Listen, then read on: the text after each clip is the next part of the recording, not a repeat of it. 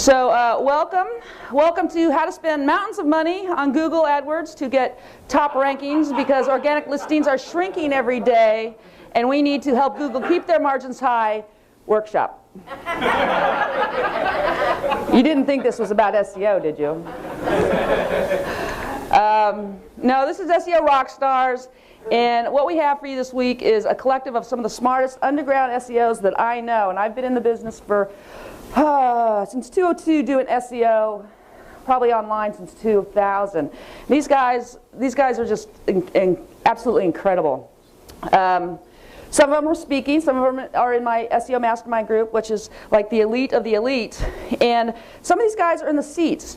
You know, some people came and paid to be here. SEO Rockstars. It's like, this is such an advanced group. Even one of my guys came up last night, he goes like, God, they're all asking me advanced questions. I said, dude, it's an advanced SEO workshop. So, you know, just look around the room, you know, and know that there's everybody here has something to offer. And I believe that you're here for a reason. Specifically, you're here for a reason. I think we're all here for a reason. And it's not just about Google bashing, although I know I'll get my share in. But you know, no one has all the answers. But together we can get very close. It's like the Beatles. I'm a Beatle freak, and you know, apart they were all very incredible people, incredible performers, incredibly talented. But together they were phenomenal. So that's what I think this is going to be, and that's why it's kind of changed from being my, you know, Dory Friends SEO Intensive to the SEO Rockstar Summit, because everybody here is really an SEO rockstar. Just to be here, I know you had to be, and you are. So we're going to rock it. So it's my intention and goal for the summit is that through the collaborative knowledge, we will leave here with a clear understanding of what is working today in SEO on many levels. So this is, of course, not canned presentations. Nobody here is pitching. Everything that we're talking about is new stuff. We're going to, you know, go over almost every part of SEO, leaving no stone unturned. So pulling the gap, putting the pieces together so we can all leave here with a clear direction of what needs to be done in our business. So today, we have a huge amount of material to go through today. And so much so that I am going to foot the bill for lunch and have it brought in so we don't have to waste time leaving the room. Because that's how much I'm just going to hurt your head. I told you I would do that in my testimonial video, if anybody saw that. So also to incentivize your brilliance, I'm going to I want everybody to contribute, and I want to give you an incentive to contribute. So when you share something brilliant or wicked smart, that's what we say in my SEO mastermind. You know, we have wicked smart rounds. Either I or someone else in the group can call out, give that guy a drink ticket. So I want you all to be inspired that we have a roll of drink tickets. I'd like to give a lot of them away. Some more incentive. At the end of each day, we're going to vote for one person whom you thought in or out of the rooms. Doesn't matter if it's a speaker, could have been a participant. Sometimes somebody's always out there, just has some brilliance that they're sharing constantly. But was the most inspirational, you know, whatever. I'm going to give away a Kindle Fire every night. Or every morning, because we're going to vote in the night, and then I'll give it away in the morning for the person who gave the most, that was voted for at the most. At the end of the week, I am going to, at the dinner, give an MVP award for the entire week. This is going to incentivize my speakers, you know, to give a lot, you know, to give it out. And I wish I had the thing here that I'm giving. I forgot it in my bedroom, but it's really cool. And I'll bring it down later because it's something on top of an iPad that I'm going to get. I'll bring it down anyway. So that's the incentive. Administration, please make sure you checked in with us. Let us know if you're coming to the barbecue at my ranch, so we get a head count for that. Bathrooms they're right out here. We're lucky for that. And then they're up in the restaurant. I think that's all. I don't know if there's any others. Somebody can say. Smoking is where? Smoking, you can't smoke in California, so. It's just not allowed. Meals, well, lunchtime's going to be here. Other than that, it's pretty much going to be on your own for lunches and dinner, although Friday I'm going to have appetizer spread right after we break on Friday. Did I miss anything? Yes. Would somebody volunteer to be a note taker? Awesome. Right on. Raphael. Okay. You did. Drink ticket. Drink ticket.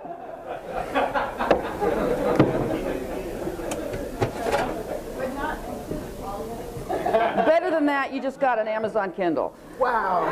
See? See? See? It pays to participate. Okay. So here we go. That was the welcome. I hope I didn't miss anything. Gave you any instructions that you needed. I don't think there's any questions on that, right? The state of SEO. What do you think? Frickin' sucks.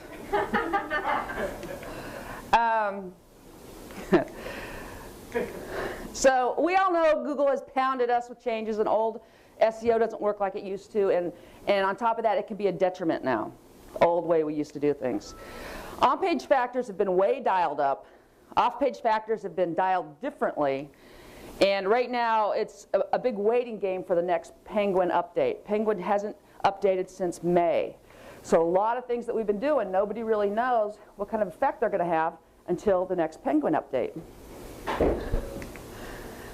To get a perspective, I'm going to go do a big picture view and start with a bit of history. So last November, there are numerous reports from bloggers letting us all know that they heard Matt Cutts speak and say some of the web spam engineers are back. You know, he had loaned them out on different projects, so there's going to be 2 big projects they're going to be working on. On February 7th, rankings started to rumble. And it sent the SEO professionals, including me, especially me, I think, because I am in touch with a lot of customers who want to know what's going on, sent us into a frenzy trying to figure out what the heck is causing the decrease in rankings and SEO'd sites. The shakedown became so obvious that it wasn't just sites with low quality content being targeted. It may also be low quality linking was next on the list. And then February 12th, the J.C. Penney article was released in the New York Times. Google reacted to their over-optimization, and we all got caught in the backwash. Now, did something just click in your head about that? Because that thing happened in 2011. So that was the start of Panda 1.0, and the article networks took a hit hard. So this was a year ago, January. It didn't happen just now. The SEO community was divided on the use of posting articles as an SEO benefit. The reason I say that is because that's deja vu. I mean, 1 year later to the day, the SEO community was taking another beating. This time it's the blog networks that took the brunt of the hit, as I know.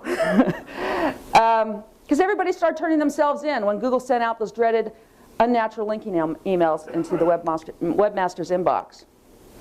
So one thing that I learned from this, and everybody needs to learn from this is the nature of SEO. You know, not to panic, not to blame, not to react. This is SEO. In fact, Google now has a patent on reactions that we'll talk about a little bit later. But this is SEO. And so here's the rundown of the first half of the year as I saw it. Lions, tigers, and bears. Oh my. For everybody who's young, you probably don't know that came from The Wizard of Oz. It means you're scared of stuff that really isn't there. But it was there, you know. So the unnatural linking emails, this is the start of the year. Google sends out in excess of 750,000 linking notices into webmasters' inboxes and scares the crapola out of even the most savvy SEOers. Ooh. Webmasters turn themselves in and the blog networks start to unravel. Imagine that, they turn themselves in. At first presuming moles, it is later consistently believed that SEO hosting IPs were the point of entry after a webmaster's declaration of sites and services. And I now believe it was probably both. You know, I do know that Google was buying accounts in a lot of the services, and I do know that there was a lot of unraveling. And the SEO hosting, we would just watch. Well, I didn't see it, but I have people that were just watching it, like Adam. Where's Adam Black? Did he make it in here? Yeah, there you are. Yeah, you guys. Were you mean SEO hosting provided by HostGator account? Yeah. That and some others too, but you know, that was particularly hit, and I had a huge amount of my sites on SEO hosting at HostGator, like most people did. It was easy, and we were getting lazy because it was so easy. Google does what is presumed to be a manual review, and massive de-indexing of sites used in these services are de-indexed. Google demands that webmasters get rid of these unnatural links that are pointing to their sites, and the frenzy begins as webmasters panic and start link removal campaigns. So February 27th, so that all happened before February 27th. People are just panicking and starting to pull down their links and wondering what's going on. But does anybody know what happened on February 27th?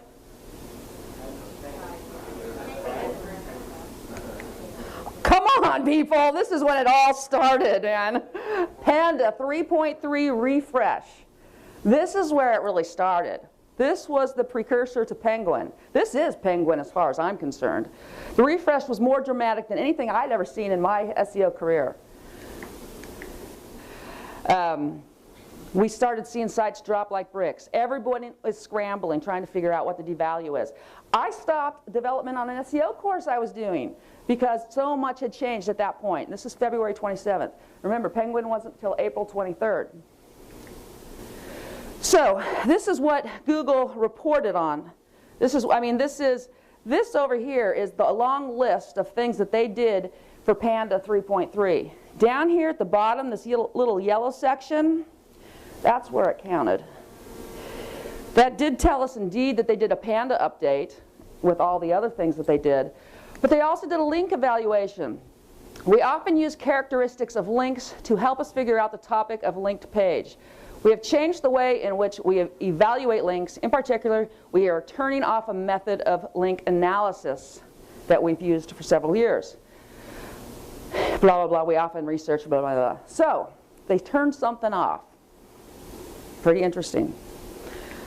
But the effect was just, you know, this is SEMrush screenshots of sites. You can see, you know, this is where people had keywords.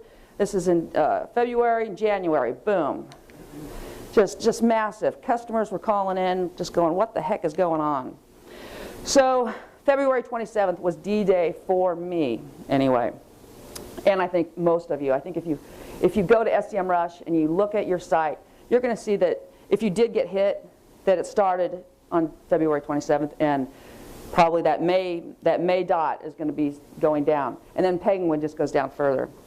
So March 10th, I noticed more sites being de-indexed. I had just launched SEO Link Monster, sold the crap out of it, had every affiliate in the world on it. This was with Brad and Matt Callan. Did really, really well. And I think that's how we got into Google's crosshairs, because we were just too loudmouthed about it, unfortunately. So I start noticing more sites being de-indexed. I first thought it was a server of bad IPs from a different company. It wasn't SEO hosting, but it was a different company. So we quickly, you know, changed them out. I had 4,000 sites in reserve. Mind you, I lost 20,000 sites. 20,000. That's about $1 million worth of domain inventory to de-indexing.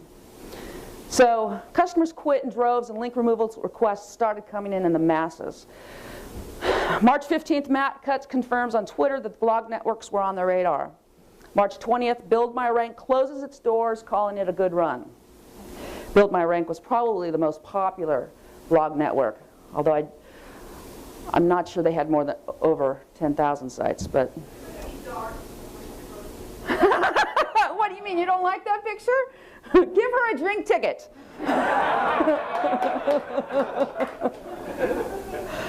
So, but this is something this is a quote from Matt Cutts that I actually like. So I put a nice picture up here from him.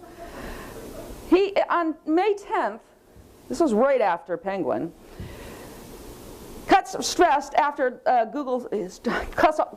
Cutts also stressed what Google said before. Most of the 700,000 messages to publishers that Google sent out earlier this year were not about bad link networks. Wow, you could have fooled me.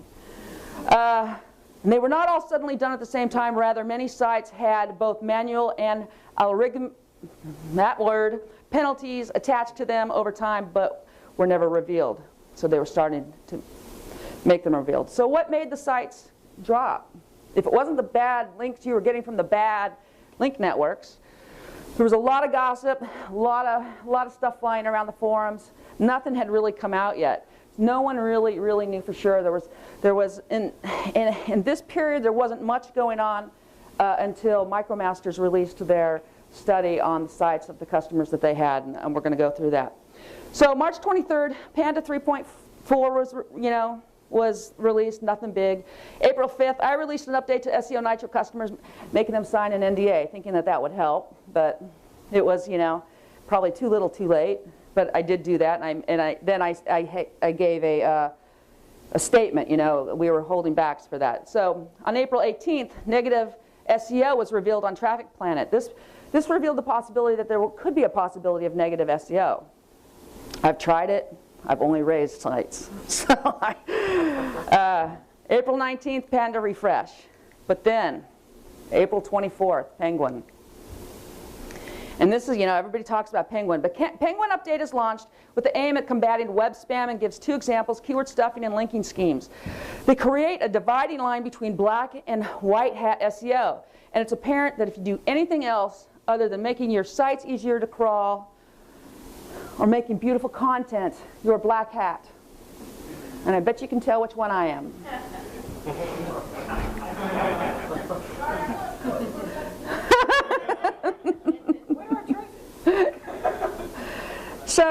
So in Penguin, they have a couple interesting paragraphs that they said.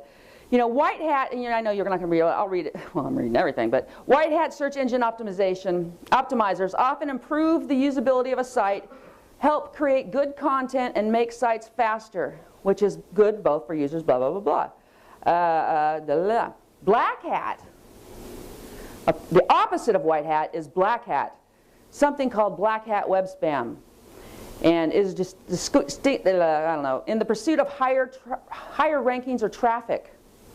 And then down here, it's the attempt to propel sites higher in the rankings. No, can't do that. That's black hat. So they gave us these 2 examples, and they start talking again about they want the good guys. We want the good guys to win, the guys that are doing white hat. The decrease in rankings for the sites that we believe are violating Google's existing quality guidelines. We've targeted web spam in our rankings, and this represents another improvement of our efforts. Again, SEO is that create a good user experience and employ white hat methods. But again, your white hat methods are creating content, good marketing, thinking about creative ways to make the site more compelling. That's what you're allowed to do. Don't be in the pursuit of higher rankings or traffic. Do not attempt to propel sites higher in the rankings. Don't do that. That's what Google says. Outrage! The aftermath of all that. Endless amount of outrage, review, water cooler gossip, things going on in the forums. It just gets, so many people got hurt through that, and I talk about that a little bit, because we're a cottage industry that grew up around them, and they had no empathy, no care, no whatever for that cottage industry. So after Penguin came out, a couple weeks later, Microsite Masters, and I do not know these guys, but they were the first ones that I'm aware of that did great analysis that gave us real data to work with, because I guess they have access to all kinds of customers and things like that. So they compared sites that got hit with sites that did not get hit in large numbers, so they can come up with some sort of valuation. So this graphic is the percent of inbound links with exact match keywords for sites, that's 4, sites that were hit and that were not hit. The chart means every single site they looked at, this is a quote from them, which got negatively hit by Penguin, which I think started in February, money keywords and its anchor text were over 60% of its incoming links. That means over 60% of most sites' incoming links were a money keyword. It's very revealing, because that's what we were doing. That was best practices. Shoot links to our sites with money keywords. Rank them. It was easy. Doing it all day long.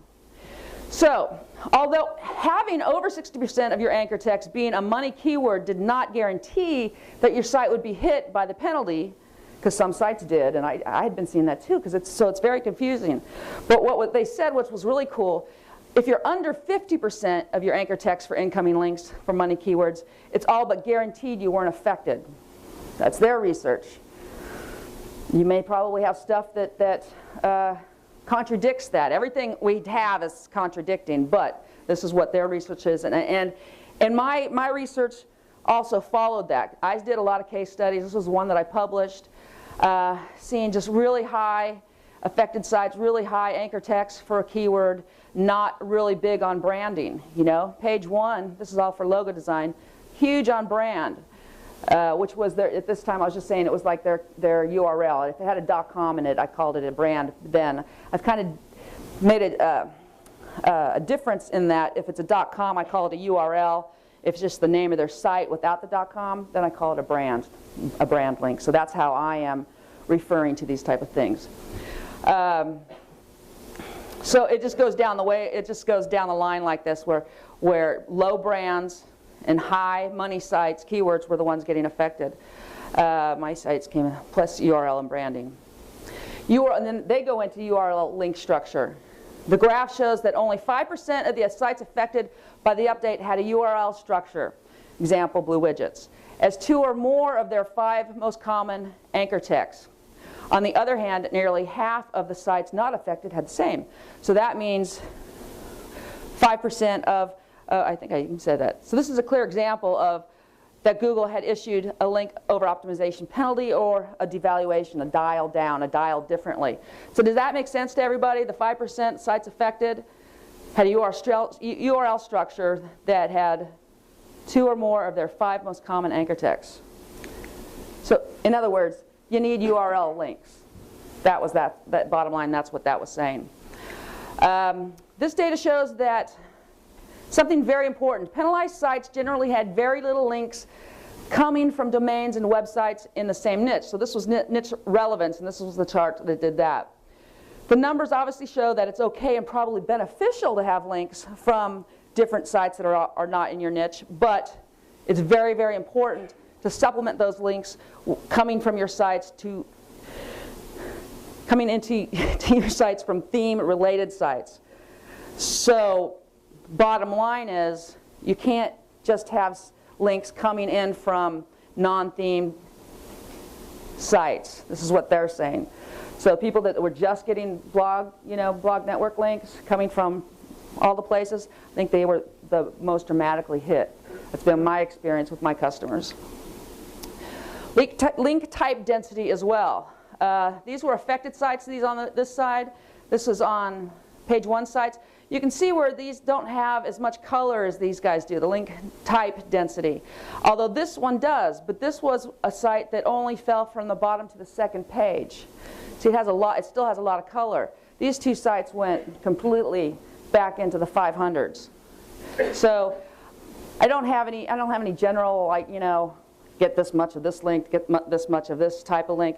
But in general, it's about link diversity. Conclusion. Google is trying to replace or devalue anchor text use with niche content relevancy of linking sites as primary linking relevancy or quality signal. That's why the networks that I'm building for people right now, we're buying aged, themed sites in people's markets. That's what we're concentrating on, because you can always give a site page rank. You can always give it trust. You can build that stuff into it. But themed and aged, I believe, is really, really important right now. So that's what we're doing.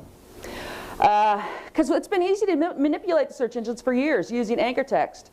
However, getting links from theme sites was harder. It is harder to get links from theme sites, especially when you're a rank modifier, like us, trying to modify their ranks.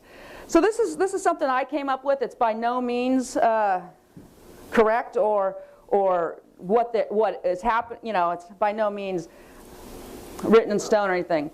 But this is how I kind of saw it, how it was. Anchor text relevance times 10 seemed to be what was working with a little bit of link type. And this is what would give you the quality score of a link. you know, something like that. So what seemed to happen is anchor text relevance, and then there was a percentage of your anchor text that was divided over some sort of penalty,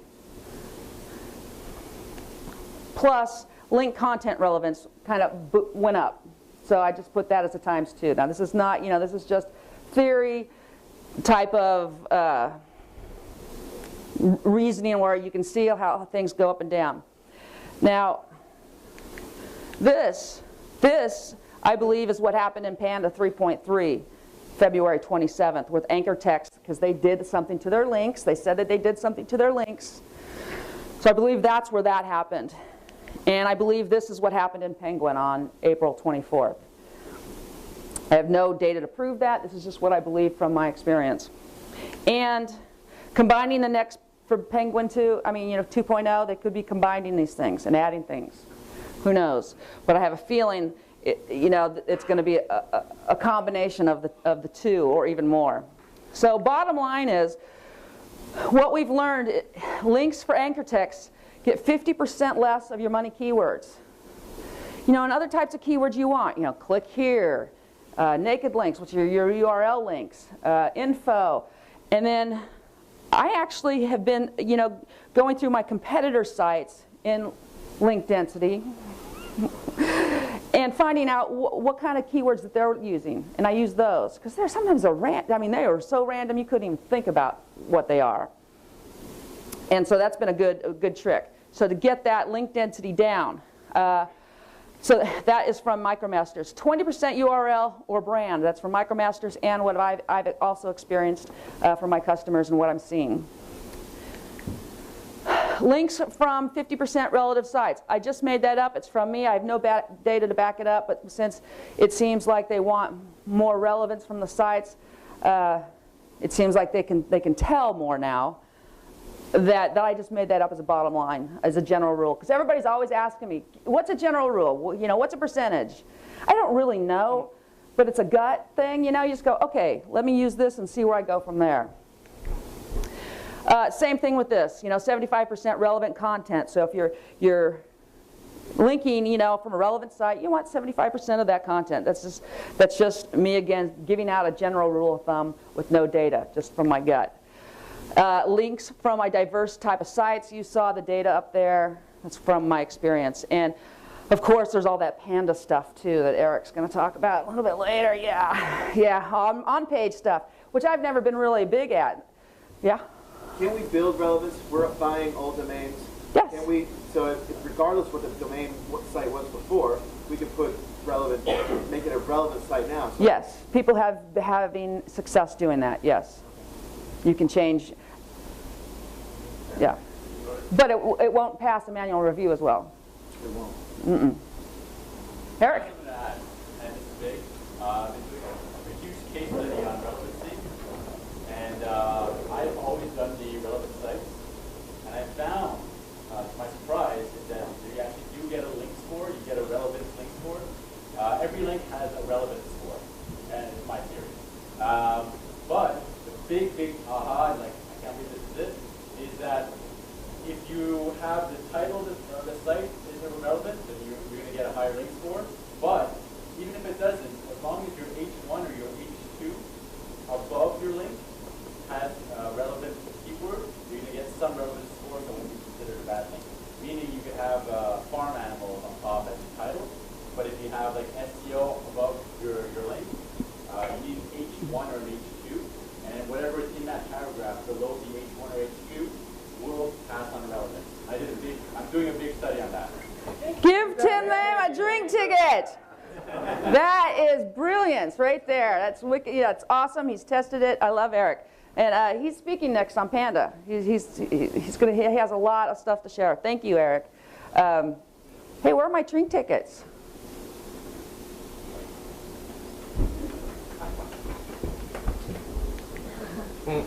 So, whoa, we got a roadmap. Yeah. But no time to relax yet, because guess what?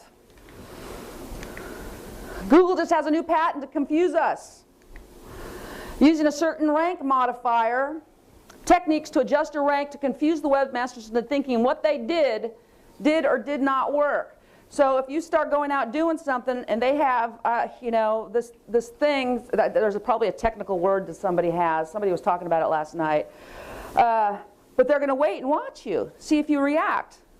You know what But there's a time frame. Somebody said that. Somebody was talking about it last night. Is that already in effect? Or I believe that it is, and it has been. But they just got the patent on it. So now we all know that they're doing it. And so here's my little cartoon. What's he doing now? You know, what do I do? What do I do? So Google will then wait and watch and react. Watch the reaction of webmasters upon seeing a response as if either taking down what you did or adding more of what you did. Google will identify this as a sign of rank modifying. So that if you change something on your site? Yeah. Or is this what you do off-site? Probably both. Yeah, both. Yeah. I read through the patent, and the patent basically says that they have multiple different algorithms that they use to figure out where you should rank. And sometimes they're just going to take the normal algorithm they would rank your site, they're going to swap it out for one that randomly drops your rank. No rhyme or reason to it, based on something that you did. They're just going to drop your rank, and they're just going to watch and see what happens. And if anything changes that doesn't match the pattern of what had been going on before they did the drop, they go, oh, well, you're trying to modify your rank. Then they'll slap you for real and apply a manual penalty. Well, how long are they going to wait and watch? It doesn't say, it's all random, right? They don't want to give you an exact number. Man, a drink. Give him a drink ticket. I'm being very generous today. We have a handheld mic, and so if we can have when people are asking questions, if or getting something to raise their hand, but we're not getting everything on. Okay. Okay. And you have a hand. Dirk's already been assigned. I guess it's good for George, you got to turn it on.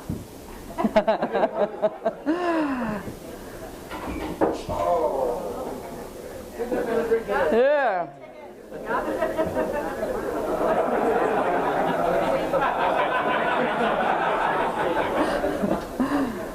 Okay, so rank modifying. And you know what they do to rank modifying SEO scum. Die, you rank modifier. And I have a suspicion everybody in this room might just be a rank modifier. I don't know. So what do we do? John Limbacher, Sage Advice, he's been doing SEO since '96. He was going to be here, but he had a conflict, and we're going to Skype him in on Friday. He seems to have a sixth sense about stuff. He really does. And he has some really sage advice, and that was stay the course. And he told all his people when this was happening, stay the course. Google does this. You know, they're going to watch you. He was saying this a year ago, and he said it 6 months ago. So what you do is create the best plan of action from what we know today, and we're going to get best practices out of everybody, so we're going to collectively figure that out, and stick with it. Google has made it abundantly clear that they're not going to play nice. Unfortunately, they do not want rank modifying. It's a new term, rank modifiers, which is an oxymoron because that is what we do. That is what we do. That is SEO. So there's Matt Cutts again, if anybody doesn't know him. So to get a better idea of Google's, to get a better idea what Google thinks SEO is, I listened to Matt Cutts a couple different times, and I have a couple quotes that what he thinks SEO should be or is. I think an SEO's job has always been to make compelling, great, fantastic content, the sort of content that people want to share. Okay? And then he went on to say, a good SEO, in my opinion, is just like a good coach. They see what you have to say, and then they help you guide you into a better way of saying it. And it's not thinking about search engines. It's thinking about conversions. How do I make a site that resonates with people? Get them to opt in, get them to buy something. Manipulate them some other way. What he's describing is a PPC, conversion and marketing expert. 3 things I am not. And even though PPC is about traffic, it's not SEO. And conversion and marketing, please, they are not SEO. I don't know anything about it, but I'm a damn good SEOer. So, even though some SEO professionals fit into that internet marketing superhero, that does the whole thing, and I know that there's some of you out there, but I think it's a minority than the majority. And they do help business owners out with stuff. Most of us just do SEO, which equals going after getting free rankings, free traffic, and organic rankings, plain and simple. So the very nature of SEO now is against Google's terms and conditions. I told you guys, no, you can't do that. You can't do that stuff. Imagine that. So I started to wonder why. Why would Google go to all this trouble when, in the past, the results were really great? I thought they were really great. I really loved Google. And, you know, right now the results kind of suck, don't they? Yep. Yeah. And so besides wanting to push people into AdWords for traffic, what could be their motivation? Although they increased at 44%. I got that figure from somebody out here last night. 44% last quarter in their AdWords revenue. Yeah, I know. Because, you know, everybody was trained for that traffic. We trained them. We were the grassroots people that brought everybody online and said, this is where you can get traffic. And so they got used to it, and when it went away, they had to start buying it because they needed leads. But anyway, I was trying to put myself in Google's shoes and thinking, why would they be doing this? So, and then I thought, where do I shop? Where do I go to buy a product? Do I go to Google? No. Like zillions of others, I go to Amazon. Now this is really, really important because Amazon's becoming their biggest competitor, and I'm going to show you why. Because with one search and one click, I can get my product shipped to me in 2 days, sometimes overnight. Google's process. Search for a red doghouse. Analyze results. Click on a link. Click on one to go to review a page, probably on an affiliate site. Click on an e-commerce site that the affiliate site sends you to. Click and add the item to the cart. Input your credit card, input your name, input your email address, input your mailing address, and then click submit. And trust that this unknown entity is going to get it for you within 10 days. So what these things did, what I believe what they're doing is starting to weed this out. And what they have done is really cut down the amount of affiliate sites out there. And Matt Cutts says thin affiliate sites. So that's something that they've started with. But to compete with Amazon, they're going to have to cut out these things too. Now that's where Google Plus comes in, and I also got that from somebody last night. You know, I was getting stuff from last night. I had great conversations. I already love this group because of the sharing that was going on. If you weren't there last night, you missed out. So Google Plus, where they're going to have your credit card, they're going to have all that information, so they can start competing with Amazon on a level. Or otherwise, you know, different channels are going to start eating into their search monopoly. So Matt Cutts even said, we want to get the user from point A to point B as quickly as possible, which totally makes sense. So, do no evil, but I would have just hoped the company that had the motto of do no evil would have been a little bit more considerate in the cottage industry that grew up around them and championed them in the early days. I mean, I have a friend who was employee number 24, retired, multi-millionaire now. But, you know, it was back when they did, and she, you know, because we all knew each other from Apple. And she says, yeah. I go, well, so where'd you get your job? Oh, that search engine, Google thing. She says, have you seen it? I'm like, yeah, the one with all the colors on the logo. I'm like, yeah, I like that. You know, there's no ads and stuff. She goes, yeah, tell all your friends. Tell all your friends. That's what we all did. We all told our friends. It was really a grassroots effort. Google did not have a major campaign, a marketing campaign. It was really brilliant, actually. But we weren't that lucky, and they annihilated us, most of us. So where does that leave us in a Google-dominated search environment? Well, if you're point B, then you're in alignment with Google's goals, and therefore things may look up for you past this penalty period that we're going through. If you aren't a point B, be a point B. You know the destination, and from A to B, you want to be point B. If you're an affiliate marketer, you're going to have to be really, really good. Pretend to be a point B. But you know what? Google is a bot, and remember, it's just feeding information to the motherships. And we SEOs will always figure it out. Because that's what we do. That is what we do, and that's why we're here, figure it out. And we do it very, very well. Woo!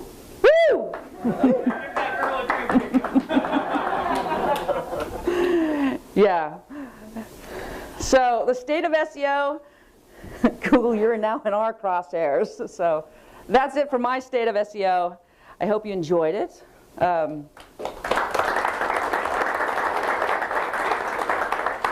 My intention was just to give you the history, where we're at and where we're going and what we're going to do this weekend, because that's, I think, where things stand.